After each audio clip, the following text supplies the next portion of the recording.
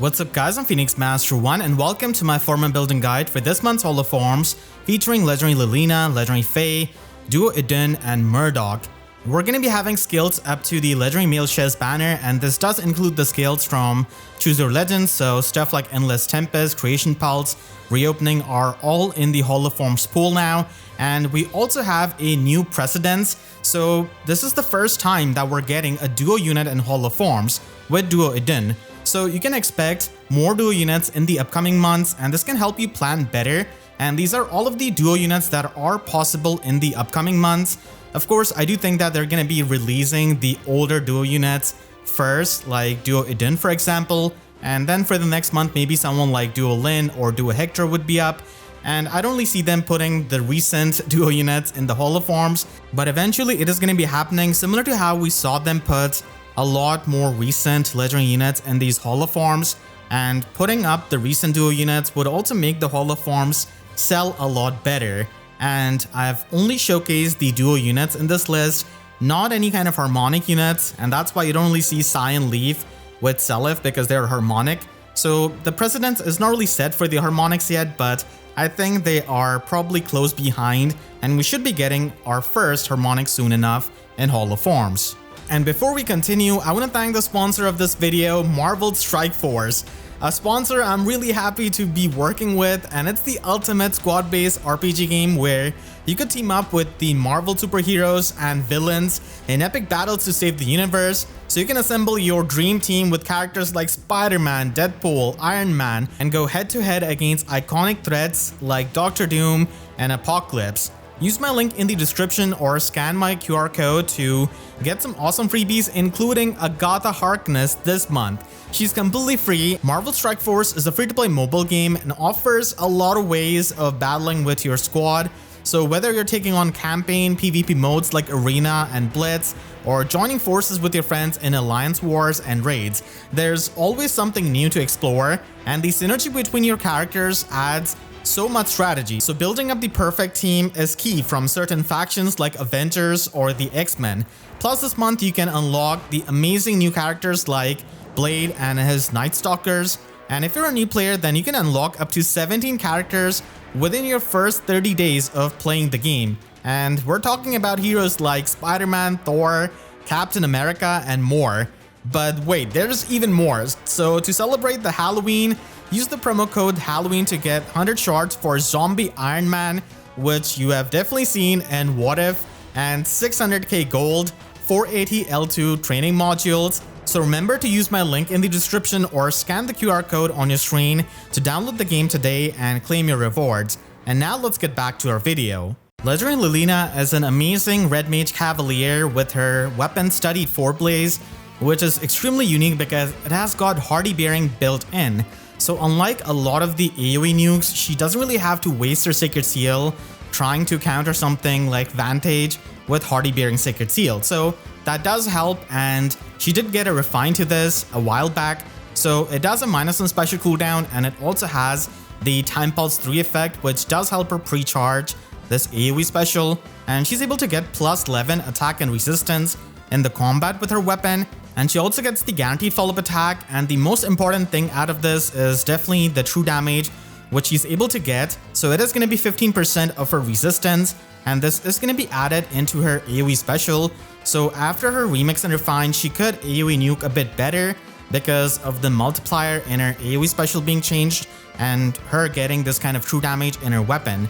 She also has 30% damage reduction from foe's first attack, and this weapon is going to be going well with her Gifted Magic 2, which is a 2 cooldown AoE special, but with her weapon it becomes 1 cooldown, and then she's able to pre-charge with Time Pulse 3 and then loop it if the enemy doesn't have any kind of guard skill. So unlike Emblem Sigurd, she doesn't really get the privilege of having 1.5 multiplier in her AoE damage, but still it is better than what she had initially. And after she has triggered this special, she's going to be giving Canto 1 status to herself and the allies in 3 rows and 3 columns centered on her.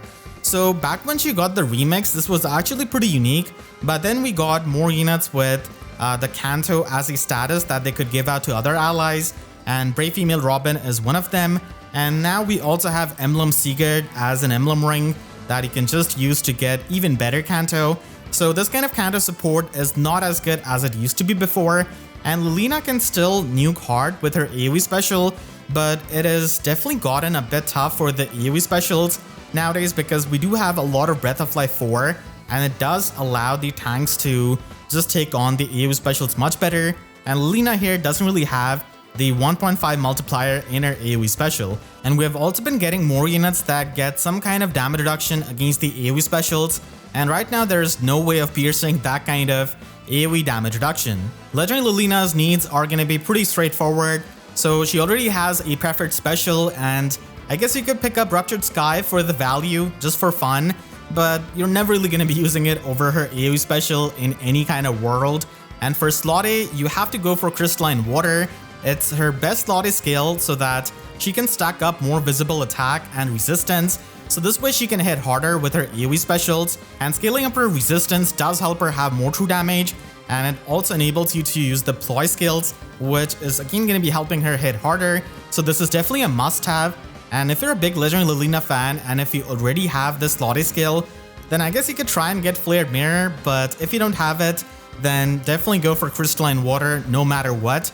For Slot B, there are going to be two options. One of them is going to be Occultist Strike, so this is going to be giving you the pre-combat damage and also some true damage in the combat, but keep in mind the true damage that it gives you isn't really added into the AoE special. So there are not many options for a range cavalier like her, and I guess you could also run Resonance, but be sure to run the Squad A Sacred Seal so that she's able to have at least 50 HP, so that is needed for Resonance. And Resonance true damage also doesn't get added into the AoE special. It does have the damage reduction piercing, which is only going to be helping you in the combat. So these are going to be her two main options, and I do like Occultist Strike a bit more, especially on lower invested Legendary Lilinas, and when she's not going to be having that much HP. And for Slot C, you could try and run a ploy skill like Attack Resistance Ploy, or even Defense Resistance Ploy, as it can help her nuke harder, and you can also support your allies with the Ploy debuff, and that does go a long way in something like Arena. You can also run Inside Attack Resistance. It is a pretty nice skill for her that can give her the visible attack and resistance buff, and that does help you with the AoE nuking. Fatal Smoke is also an option for nuking, as you're going to be able to cut the healing of Breath of Life by a bit, but you're not going to be able to completely stop it. And the amount of healing that you get from Breath of Life is already so ridiculous that many times, even if you reduce it a bit, it's not going to be helping you that much, but still it's an option. And you can also run Defense Res Smoke if you want to set up the Pathfinder for something like Arena for your allies, as she does have Kanto in her special, so it could be run, but I do find it inferior compared to the other options. Legendary Fae is going to be a refined gamble for many people, as she should be getting a refine and remix in January of 2025 along with Legendary Micaiah. That was the time where she was originally supposed to run, but she just got a surprise run with this Holoforms out of nowhere. So she has got Dazzling Breath as her weapon, and this doesn't really have minus and special cooldown, so it does give you the +3 attack, and she can also inflict -5 resistance to all stats of the enemies in the combat. And she's also got Follow-Up Denial, which can help you in certain situations where modern units don't really have null follow-up built into their kit. And she also gets the guard effect on the foe if she's in 2 spaces of an ally, in addition with the other condition of her actual weapon. So I hope this is going to be getting fixed in a refine. And these are not really that insane of a defensive effect, and it definitely leaves more to be desired. So hope she can get a lot more things in a refine. And then she has got her preferred special in Life Unending. So it's a 5 cooldown special, and at sort of turn 1, it is going to be getting fully charged up because of the -5 special cooldown. So it is essentially a miracle effect when the special is going to be triggering. And after you get that miracle, you're going to be healing up 99 HP, and this is going to be once per map. If it ends up being once per turn, that is going to be insane with a remix. But yeah, this special is mainly there for the survival. It doesn't really give her any kind of damage output whatsoever, which I do think is going to be getting fixed upon with a remix. But until then, it is going to be facing competition from something like Dragon's Roar. And she does have a lot of potential with this kind of special, which has got Miracle built in, and they could definitely try and make this a lot better and solid. And keep in mind that this is a non-special miracle, So this means that Fatal Smoke 4 and Null Miracle status isn't really going to be affecting Fae. So the only thing that is going to be stopping this is Legendary Nana, who is in the same season as her, and Spring Carla. Legendary Fae's weapon isn't really all that good, and we just have an inhittable Dragonstone, which is much better than it. So you can try and get New Sunstone Plus, which is going to be working until her weapon refine to give you that flat damage reduction. And if you don't get this weapon, then don't sweat too hard, because she is going to be getting a weapon refine in few months. And for her special, you could try and pick up Dragon's Roar. So this is going to be giving you that unpierceable damage reduction, and it also has some damage output built in compared to Life Unending. So again, this is also going to be useful until a refine. So don't worry about it too much if you don't end up getting it, as you're ultimately going to be using her Life Unending too when it gets a remix. And for her Slotty, you could try and run a Scowl skill. I do like Defense Res Scowl for just having more bulk, but you can also run Attack Resistance Scowl. And Scowl effect is so important for tanking, for neutralizing those pre-charged specials, and it is going to be one of her best Slotty skills. If you don't really care about running Distant Counter Dragon Sacred Seal, then you could try and run the Bonus Doubler and even Bonus Doubler 4 if you want to, but I do like Scowl effect a lot on her. And for her Slot B, you can try and run High Dragon Wall, which is a 400 SP Slot B skill, and it is extremely useful for arena scoring in combination with Distant Counter Dragon Sacred Seal and her preferred weapon, of course. And you can also block any kind of range foes from warping, and that does help a lot in arena because we've got a ton of Celica ring users. So that can come in handy if you're going to be using her as an arena bonus unit, or if she's part of your arena core. And even outside of that, High Dragon Wall still provides utility with the warp blocking, but if you don't really care about its pierceable damage reduction and the arena usefulness, then you could pick Lagoo's Friend, which is going to be much better in the combat because it gives you the flat damage reduction, and that is going to be another form of unpierceable damage reduction along with Dragon's Roar, Emblem Ike Ring, and her weapon New Sunstone Plus. So it can still make her quite tanky even before her refine and remix, and I would only recommend this if you don't care about the arena scoring. In that case, Lagoo's Friend is going to be the superior option, but a lot of people are going to be picking her up to be used in arena, especially in her bonus season. So High Dragon Wall does make sense for a lot of the people. And finally, in the slots, you could run Breath of Life, which is going to be incredible for tanking, especially with a miracle special like Life Unending, which is going to be getting a remix. So the healing is going to be helping you tremendously, and she does have the defense for it. And that is also going to be another form of support that you can give to your allies for something like Arena. And if you don't really like Breath of Life that much, then you could also try and get something like Even Res Wave D if you're going to be running D bonus doubler in her slot A. So that way you could have the Scowl effect in your Slotsy skill. And a Ploy skill can also work because she does have high enough resistance, even at like +1 merge. So it can help you in Arena with more support. Endless Tempest seems like a really weird option to suggest on an enemy phase dragon. But like I said, a lot of people are going to be picking her up for arena usage, and there Endless Tempest can help you offensively and also defensively. Defensively, you're going to be ignoring any kind of visible buffs of the enemy, which is really going to be common in arena, and you also get the +1 movement, so that frees you up from running something like Emblem Sigurd that she's already not going to be running. She's going to be wanting to run Emblem Ike as a ring, so you can have the +1 movement, and this can help you get the kills. And it does help a lot in the seasons where she's going to be a legendary bonus. So you need to get the bonus kills anyways, and it does improve her mobility, so it can come in handy in both enemy phase and in player phase. But overall, I do feel like Breath of Life is going to be giving you a lot more value when it comes to tanking. Murdock is a free-to-play Grail armor that is one of the higher scoring units in Arena, and if you've invested in him or if you're thinking of doing it, then here you can get a lot of premium skills. So his weapon, Wyvern Hatchet, does give him +3 defense, and it's a distant counter weapon, which is not something that we see often on a free-to-play unit. But outside of that, it doesn't really have too many effects for him.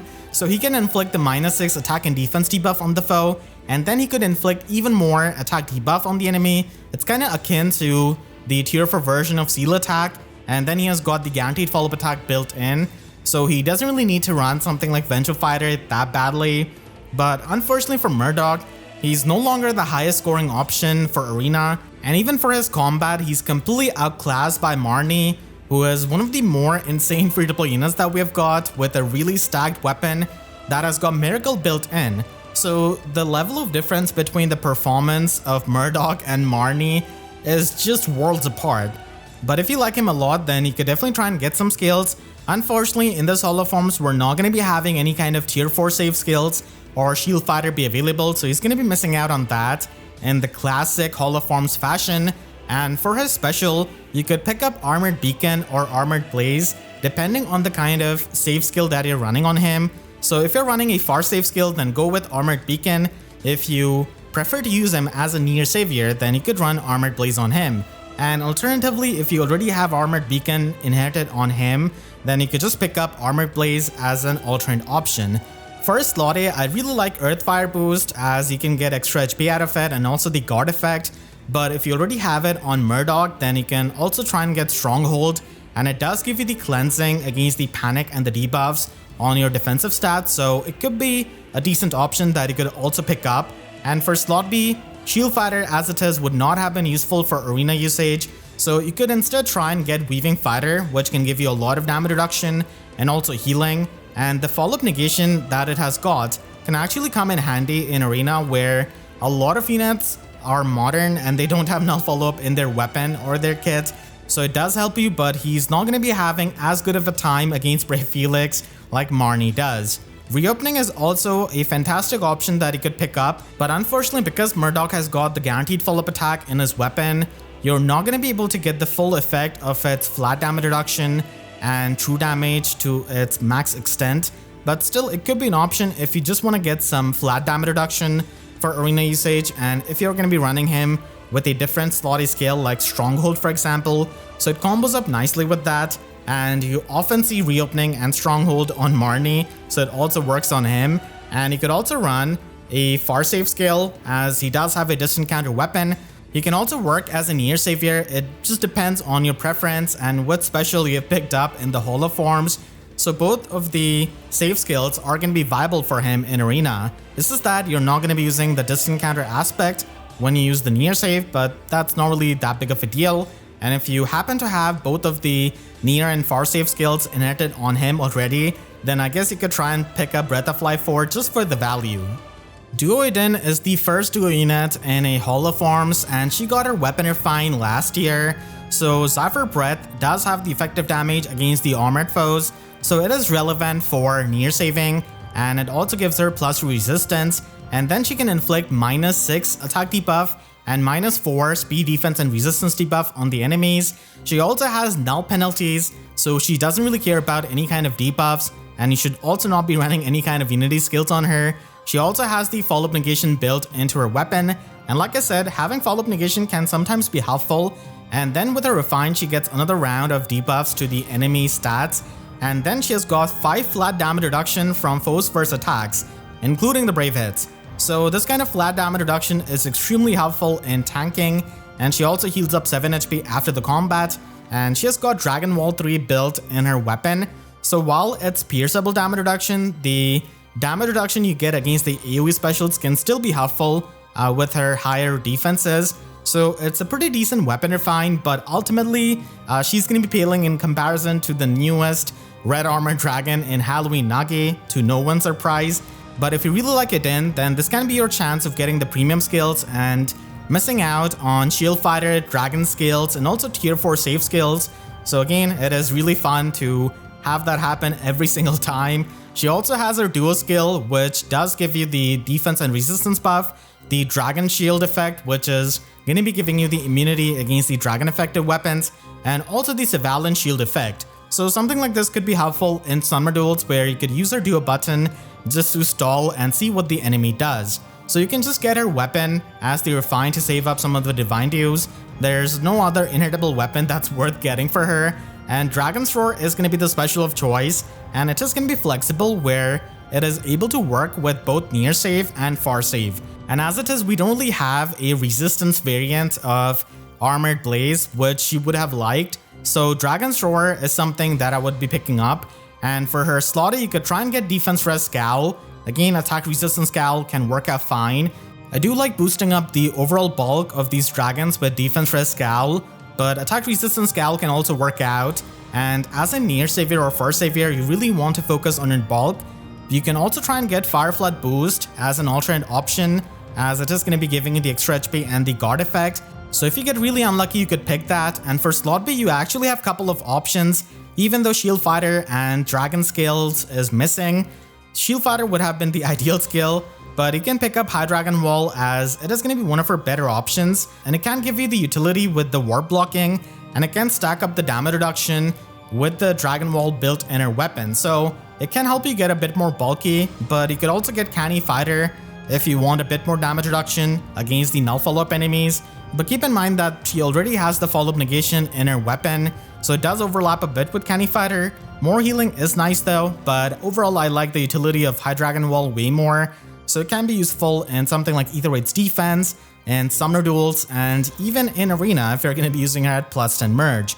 You can also pick up Reopening because Idunn does not have any kind of guaranteed follow-up attack in her weapon, so she can get that full true damage and also flat damage reduction, which is going to be helping her tank better, and it also gives her the guard effect at the same time, so it can work out with a Scowl skill. It's just that her defense is not going to be as high as her resistance, and that's why running defense risk Scowl can actually help you if you're going to be opting for Reopening. For her slots, you could pick up any kind of save skill, same as Murdock, depends on your preference. She can easily run Distant Counter Dragon Secret Seal and function as a far savior, and I kind of like her a bit more as a near savior.